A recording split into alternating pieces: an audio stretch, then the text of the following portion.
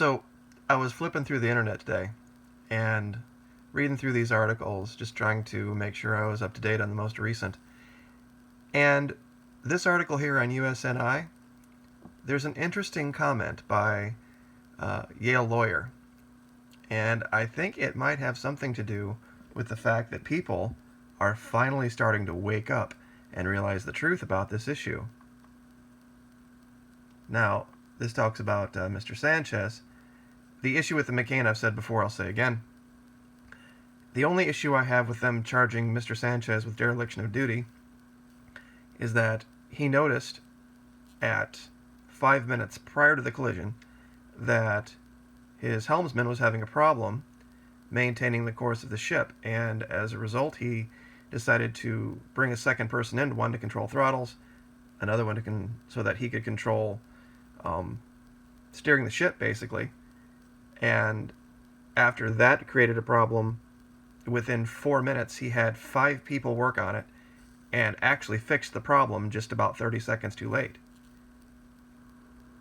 And they're charging with dereliction, but this lawyer actually has summed it up well. Sounds like we're in Deal City, Eugene Fidel, who teaches military justice at Yale Law School, told USNI News on Monday.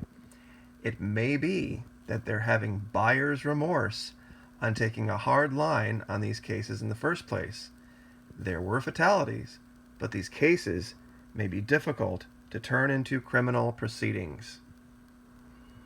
And that would explain the deal making, especially with the information that we've uncovered most recently about this unbelievable story about the camera on the Fitzgerald a mile away in the middle of the night, seeing this bow of the ACX Crystal allegedly heading for the middle of the Fitzgerald, which if in that case it would have passed behind it. But speaking of criminal, this is John Oliver. We're going to cover this here in a minute.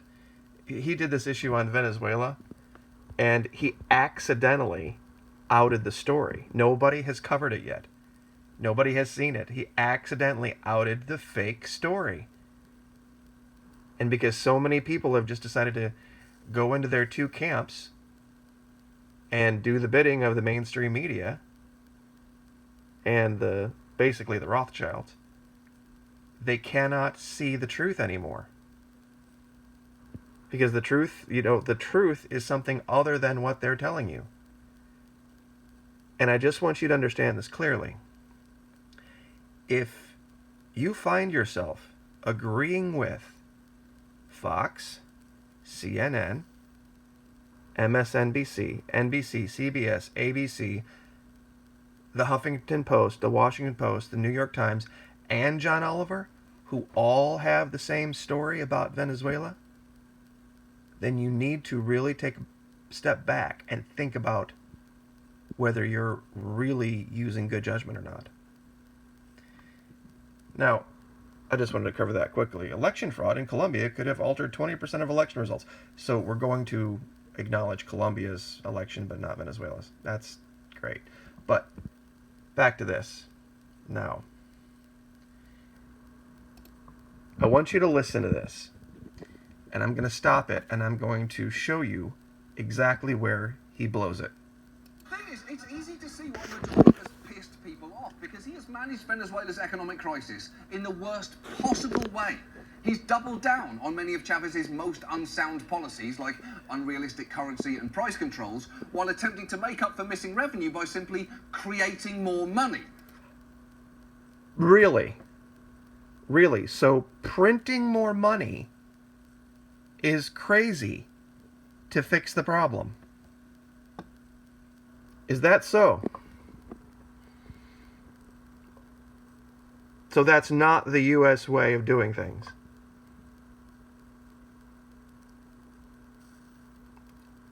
Also, he mentioned price controls. In 2005, the United States paid around $20 billion in direct subsidies to farmers. See, a lot of people don't realize this, that we subsidize agriculture in this country. Basically, the farmers in this country are government-run organizations, government-paid organizations. And these are the items. And I want you to go into your local grocery store and look at all the things that are made with corn, wheat, rice, soybeans, barley, oats, all of the things. High fructose corn syrup.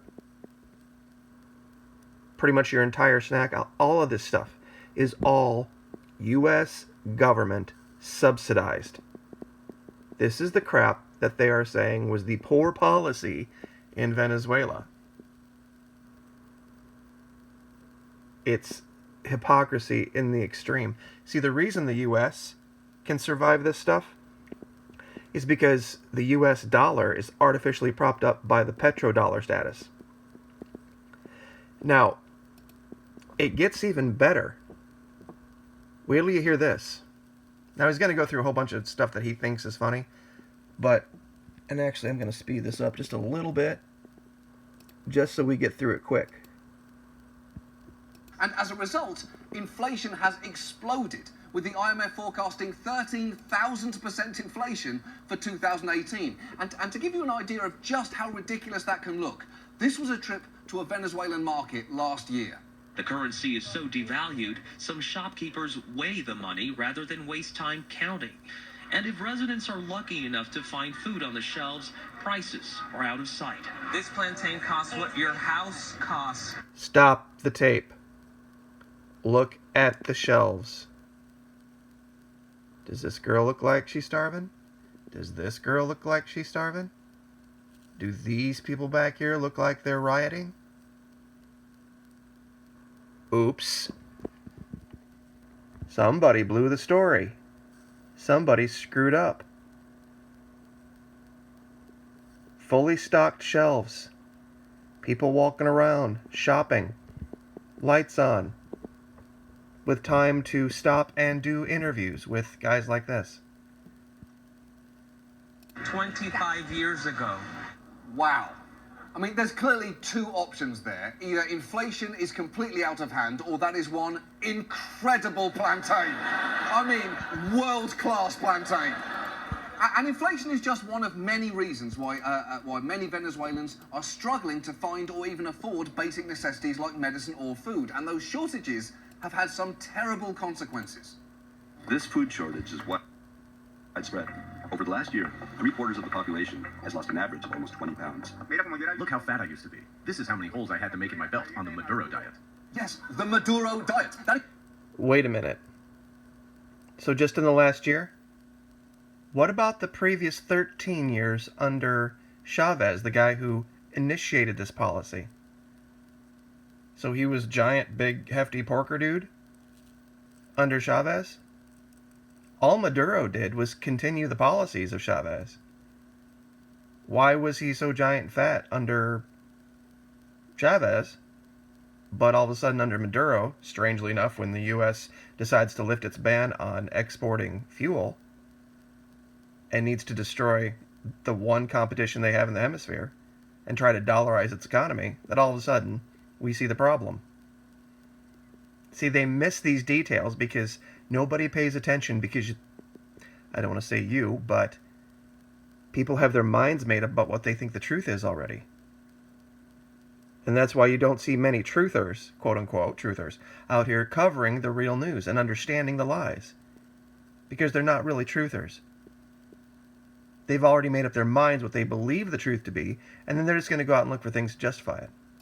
It's actually now a commonly used phrase in Venezuela, and it's a very healthy sounding term for a truly horrifying situation. It's like saying Jim Jones was the pioneer of the Jonestown juice cleanse. And it is not like Maduro isn't aware that people are starving. In fact, during one of his media appearances, a reporter noticed that the video feed cut away every time Maduro helped himself to the plates of charcuterie and cakes. So he knew that eating would look insensitive, although those camera cutaways haven't always worked, because just watch this clip that went viral last year, and know that what he's saying here doesn't matter. What's important for you to remember is he's about to think that the camera is off him. Salir a unas tapas. Adelante. Presidente, un gran abrazo y felicitaciones a los gobernadores. Yeah, he just housed an empanada in front of a starving nation. And come on, Maduro, a nationwide famine is no time for fourth meal. And if you think that is the most tone-deaf reaction to Venezuela's mass food shortages, just wait until you see him do some pretty insensitive Watch crowd this. work. Why are you so skinny, Gustavo? Have you been jogging? Stop the tape. He's skinny in relation to everyone else in the audience. I thought everyone in Venezuela was starving. I thought everyone in Venezuela was this, dystopian society where, the streets were just lined with rioters and criminals and nobody had any money to do anything. And it looks like they're sitting in an air-conditioned environment here, listening to his speech. And it'll show you later, it'll zoom out, I'll show you. What happened to him? Maduro's diet. Maduro's diet makes you hard. Does that look like a bunch of starving people to you? That there's just no food to feed anybody? Anywhere? But don't worry, there'll be one more piece here coming up that's going to cement it for you. Need for Viagra. Wow. That is the most awkward presidential attempt to be in on the joke, since Herbert Hoover claimed that Hoover towns make you wet without the need for cornmeal or castor oil. They didn't totally understand how vaginas works back then. And even when the Maduro government has tried to help, it's done it in a truly ham-fisted way. For instance, Maduro has proposed a so-called rabbits plan, basically a program to encourage Venezuelans to breed and eat bunnies. But when people started putting bows on them and keeping them as pets instead, his administration gave a pretty callous correction. A rabbit is not a pet. It's 2.5 kilos of meat that is high in protein with no cholesterol. Holy... Okay. Why would they have had that problem? If there was this rampant, nationwide hunger to the point of starvation, why would the government have had a problem with people keeping bunnies as pets and feeding them? Can anyone explain that for me? Yeah, I know. Holy shit, right? They gave out rabbits, and because people weren't starving, they kept them as pets, and not only did they keep them as pets, they went and bought food for the rabbits to keep them as pets, and bought bows to put on them. Are you understanding the lie now? See, I covered this a while back. These are pictures of this cow that allegedly this group of horrible, terrible, starving people found, and they were so hungry that they had to go club it to death. Now, I'm not going to play the video here because YouTube has flagged it, but the point of this is that there's a guy sitting there, and he's narrating the video, and he's talking, basically just overacting. He's like crisis actors for Venezuela about, oh, the people are hungry, everybody's starving, the people are hungry, all this stuff.